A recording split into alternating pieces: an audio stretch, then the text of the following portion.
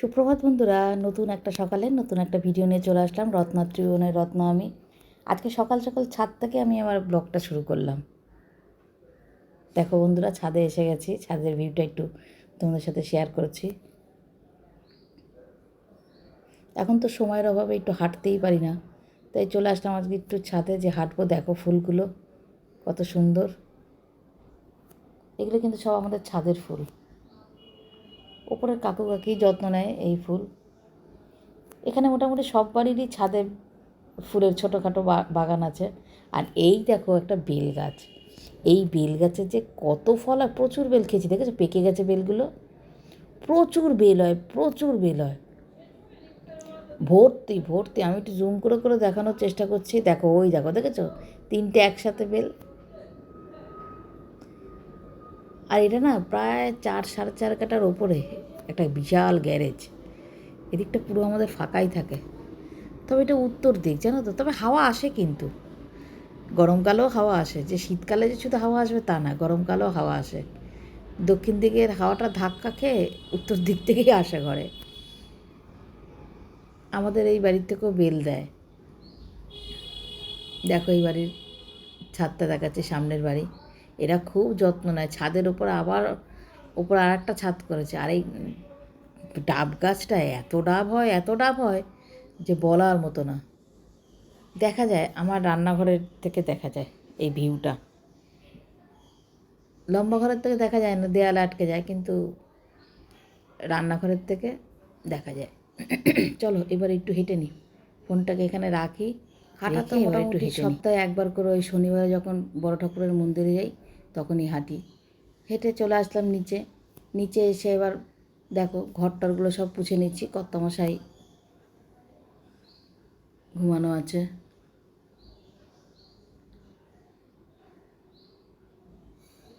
কর্তামশাই, আমি এই সব আশিপাশি কাজ সারবো, স্নান করব, স্নান করে ঠাকুর ঘরে ঢুকবো, কর্তামশাই তখন উঠবে। উঠে এটা আমাদের নিয়ম একদম। সব বাসি টাসি সব পরিষ্কার টরিষ্কার করে দেবো। তারপরে রান্নাঘরে গিয়ে ও আগে চা বসাবে। সকালের প্রথম চাটা ও নিজেই করে খায়। প্রথম চাটা নিজে করে খায় কি মানে, ওই সকালের চাটা করে। আমি এই বাসি কাপড়ে আমি রান্নাঘরে ঢুকি না, আর কোনো কিছু ধরিও না। আর সকালে আমার বাসি কাপড় চেঞ্জ করারও কোনো প্রশ্ন নেই, কারণ একেবারে আমি স্নান করে আগে ঠাকুর ঘরের আগে প্রদীপ ধরাবো, তারপরে আমার আগুন ঘরে ধরবে। আমার যেটা আমার মানে নীতি, যেটা যেটা আমি করি আমার সংসারে। ওই জন্য আমি কিছু ধরে নিই, এমনি আশিবাসি কাজটা সেরে নিই। সেরে নিয়ে একবারে স্নান করে ঠাকুর ঘরে, তারপরে যার যথারীতি কর্তামশাই চলে যায়। কর্তামশাই চলে গিয়ে তারপর ঠাকুর ঘর থেকে আমি আমার মতন কাজ করি। আর দেখুন আমার জপের মালাটা কবেতে কাচবো কাচবো, মানে এত নোংরা হচ্ছে। সাদা তো মায়ের জপের মালাটা আমিই তো নিয়েছি।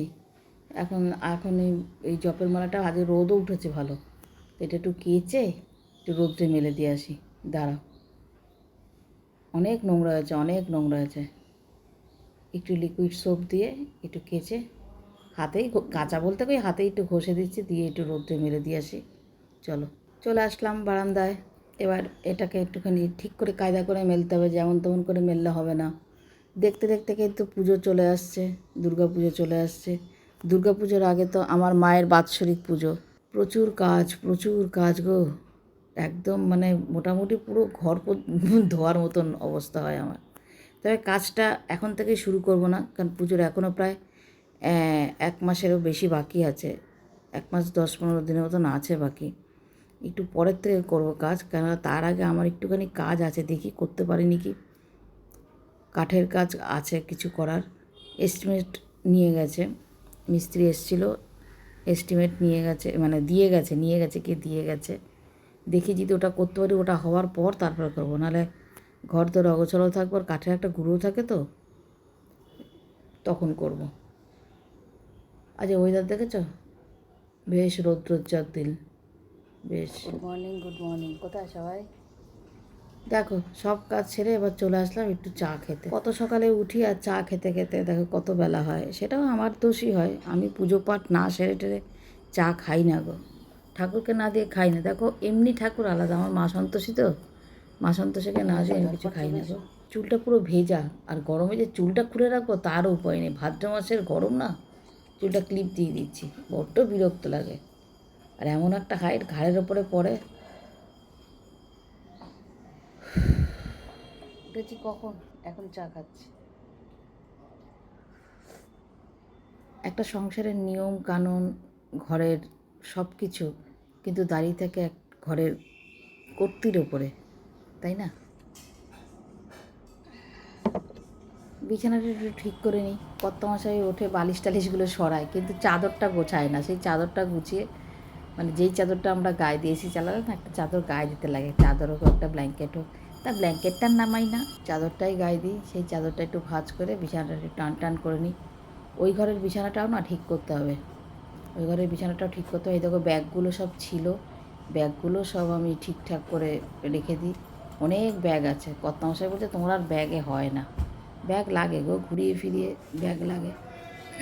মেয়ের ঘরে চলে আসলাম, মেয়ের ঘরে চলে এসে ব্যাগটা ঢুকিয়ে রাখছি এই আলমারিতে। সব তো নির্দিষ্ট জায়গায় রাখতে হয়।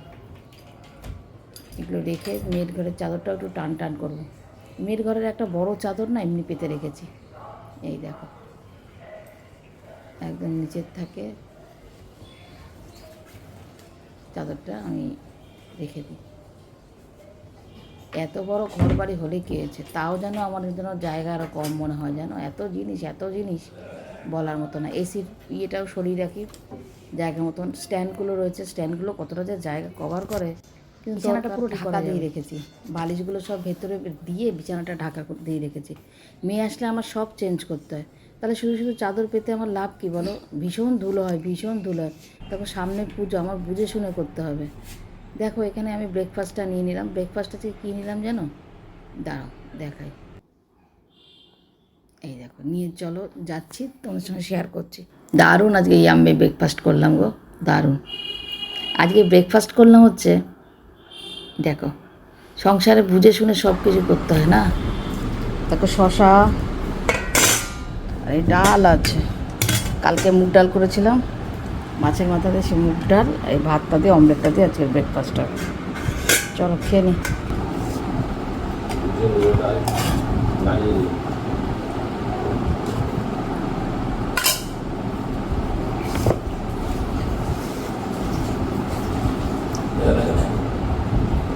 মাছের মাথা দিয়ে মুগ ডাল। লঙ্কা মাখবো, লঙ্কা মাখলে খাবে তো? হ্যাঁ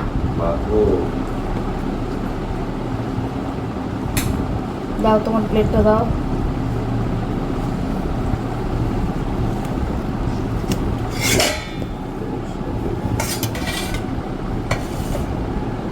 শুকনো লঙ্কা, আমার কর্তাও শুকনো লঙ্কা ভালোবাসে, আমিও ভালোবাসি, ভয় লাগে।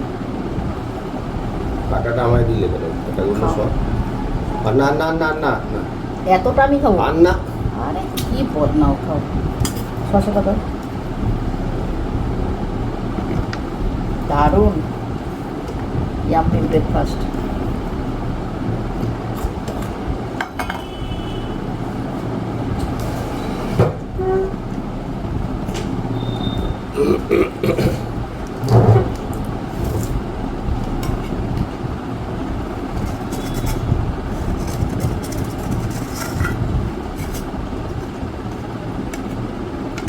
দেখো না ডাল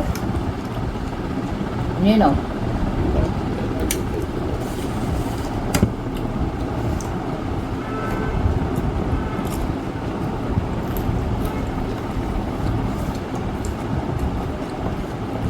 কাল তো মঙ্গলবার, নিরামিষ। আজকে আরো ভালো দিন। আরও জমেছে না, মুগ ডালটা ঘন হয়ে যায়।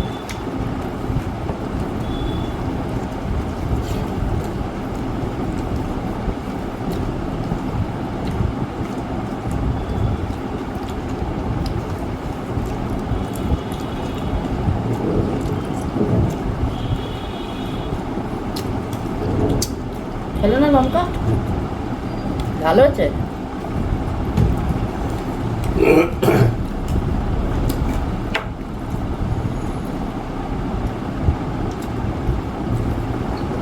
এই ডালটা আমরা খুব ভালোবাসি, আগে খুব হতো মেয়ে থাকতে, ও খুব ভালো খায়। এলে খুব ভালো লাগে।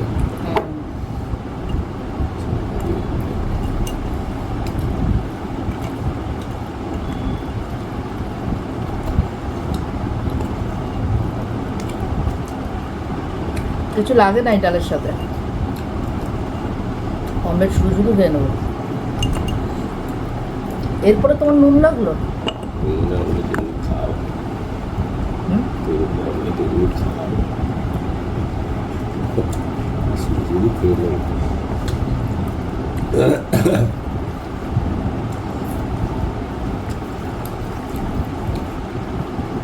মাথাটারও খুব স্বাদ ছিল জানো তো।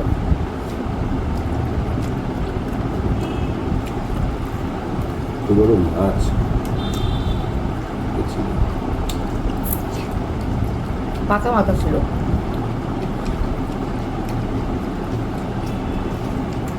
জিনিস অপচয় করা একদম আমি পছন্দ করি না। একসময় অনেক কষ্ট করেছি, খেয়ে নিই, সে কষ্ট করি আর না করি, যাই হোক অপচয় করে কোনো জিনিস আমি পছন্দ করি না। শুনে আমি করি, যতটুকু না ভুলে নেয় ততটুকু। হয়ে গেছে খাওয়া দাওয়া, এবার আমি আগে টেবিলটা পুছে নিই। টেবিলটা পুছে এবার তোমাদের সঙ্গে তো শেয়ার করবো, সারাদিন সঙ্গে থাকো, দেখতে থাকো। এই সারাদিনে যে কতবার এই টেবিল পোছা হয় গো তার ঠিক নেই। সকালে একবার ঘুম থেকে উঠে একবার টেবিল পুছি, কেননা বাইরের সব ইয়েটে এগুলো থাকে, সারা রাত্রি তো টেবিল আমার পরিষ্কারই থাকে, তা হলো পোকামাকড় কত কিছু তো চায়, ওই জন্য সকালবেলা একবার টেবিল আমার পরিষ্কার থাকে, মানে পুছে নিই। তারপরে খাওয়ার পর, দুপুরে খাওয়ার পর যখনই খাই তখনই পুরোটাই পুছে নিই শরীর সরিয়ে, আর উচিতও সেটা। দেখো রোদে একদম ঝা ঝা করছে, রান্নাঘরে চলে আসলাম এখন, দেখেছো কেমন ঝা ঝা করছে। অনেক বাসন হয়েছে, ব্রেকফাস্টে অনেক বাসন হয়েছে, সেই বাসনগুলো এবার মেজে নেবো। আর জামা কাপড়গুলো যে কবে দেবো রোদে চিন্তা করছি। মালাটাকে ভেতরে এনে রাখলাম, দেখতে দেখতে আর বৃষ্টিও চলে আসলো। রোদ ওঠে আবার দেখো রোদ উঠছে, ওগুলো সব ঢুকিয়ে নিলাম। আমরা ছোটোবেলায় বলতাম শিয়াল কুকুরের বিয়ে হয় রোদের মধ্যে বৃষ্টি হলে। গরম বাড়াবে আর কিছুই না, গরম বাড়াবে। চলো ব্রেকফাস্টের কিছু বাসন আছে ধুয়ে নিই।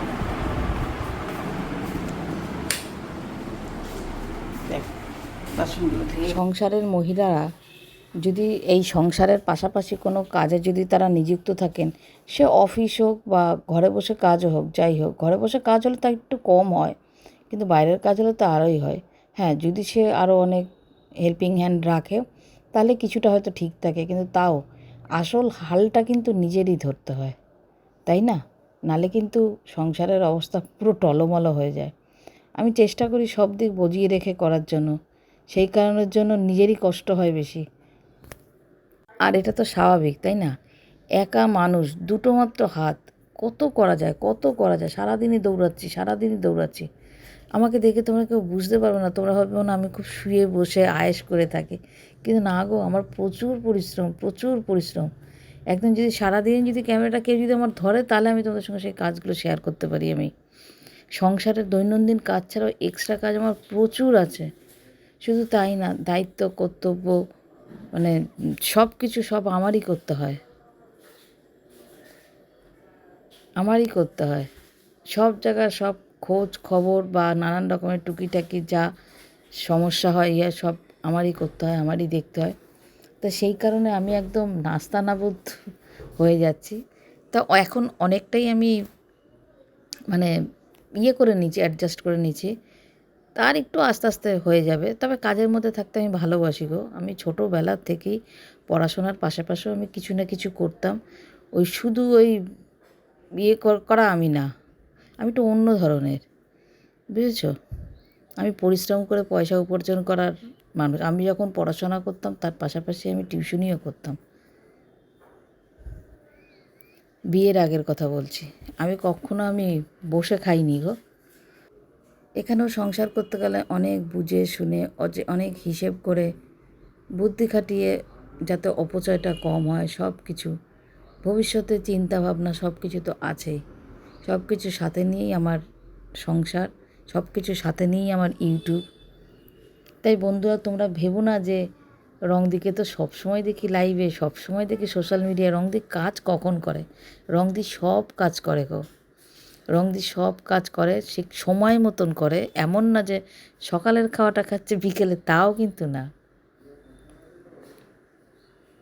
বুঝেছ?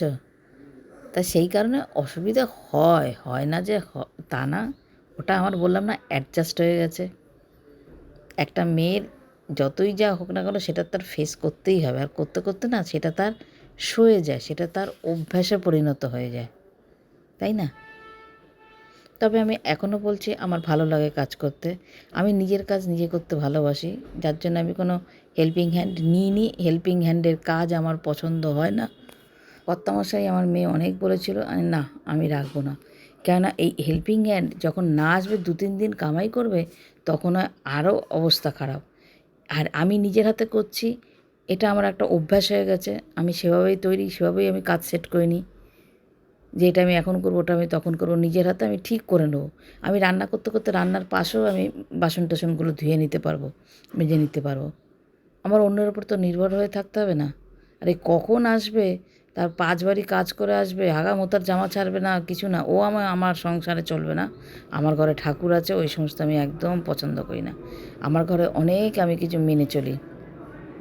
একটা সংসারে না অনেক কিছু বাদ-বিচার রাখতে হয়। এতে গৃহলক্ষ্মী সন্তুষ্ট হয়। সংসার এমনি, এমনি কিন্তু সব হয় না। অনেক এমনিতে সংসারে নেগেটিভই থাকে, সেই নেগেটিভগুলোকে কাটাতে হয়। অনেক নিয়মকানুন, আচার বিচার মেনে তারপরে সংসার করতে হয়, তবে সেই সংসারটা সুন্দর হয়, স্বামী স্ত্রীর মধ্যেও মিল থাকে। নাহলে সব কিছু গণ্ডগোল হয়ে যায়, সব একদম ওলটপালট হয়ে যায়। এগুলো অনেকে কিন্তু মানে না, আমি মানি। দেখো বাসন কম বাসন হয়নি গো, দেখ অনেক বাসনই হয়েছিল। খাওয়ার টেবিলে চলে এসেছি। চলে আসো, চলে আসো, গোছানো হয়ে গেছে।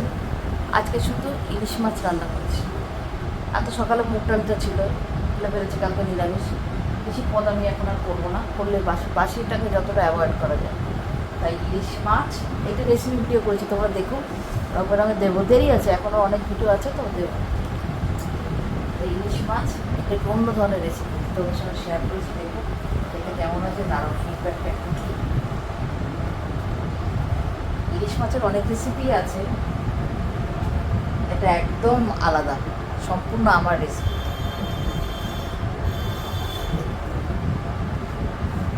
নাও আসো, তোমাকে নিচ্ছি না, আসো।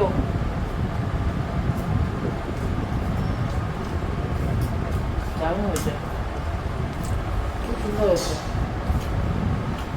ঝোল নিয়ে আসো। সে লাগবে না, গাই নিয়ে আসো।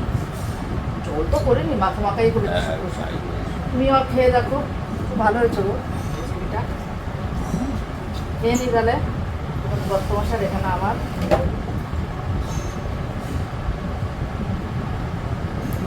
টাটা। আর আসতে পারবো না, টাটা।